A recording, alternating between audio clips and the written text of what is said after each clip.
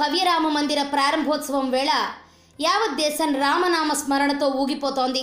అన్ని దారులు అయోధ్య వైపే అన్నట్లుగా ఎవరిని కదిలించినా అయోధ్య బాలరాముడి పేరే వినిపిస్తోంది. అందరి మది రామనామాన్నే జపిస్తోంది. అదే రకంగా ఎవరికి వీలైన రీతిలో వారు రాముడిపై తమ భక్తిని చాటుకుంటున్నారు. అలాగే నాగర్ కర్నూలు జిల్లా ఆమ్రాబాద్ మండల కేంద్రానికి చెందిన మైక్రో ఆర్టిస్ట్ స్వర్ణకారుడు కపిలవాయి గోపీచారి సైతం తనకు వచ్చిన కళతో ఆ అయోధ్య రాముడిపై భక్తిని చాటుకున్నారు.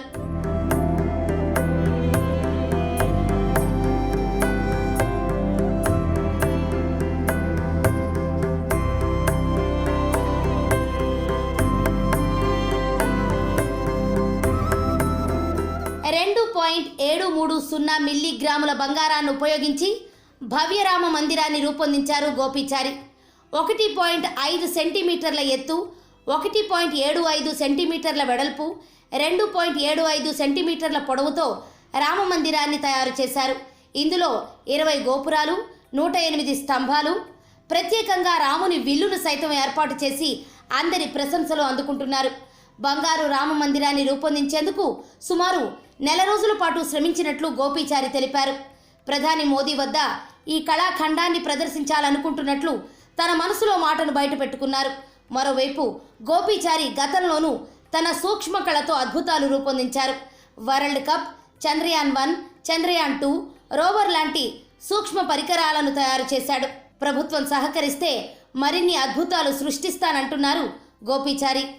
యూపీలో జనవరి 22 తారీఖున అయోధ్య రామ మందిరాన్ని ప్రతిష్ఠిస్తున్న సందర్భంగా అతి సూక్ష్మంగా బంగారంతో కేవలం 2 గ్రాముల 730 మిల్లీగ్రాముల బంగారంతో అయోధ్య రామ మందిరాన్ని బంగారంతో తయారు చేశాను.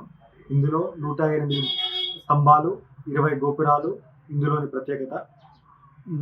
కేవలం 1.5 సెంటీమీటర్స్ హైట్ ఎత్తు ఉండే విధంగా దీనిని తయారు చేశాను. ఈ కళాఖండాన్ని చాలా రోజులుగా ఉన్న అయోధ్య రామ మందిరాన్ని ప్రధానమంత్రి మోదీ గారు దీని ముందుకు తీసుకెళ్లారు. దీన్ని వారి ముందు ప్రదర్శించాలని నేను కోరుకుంటున్నాను.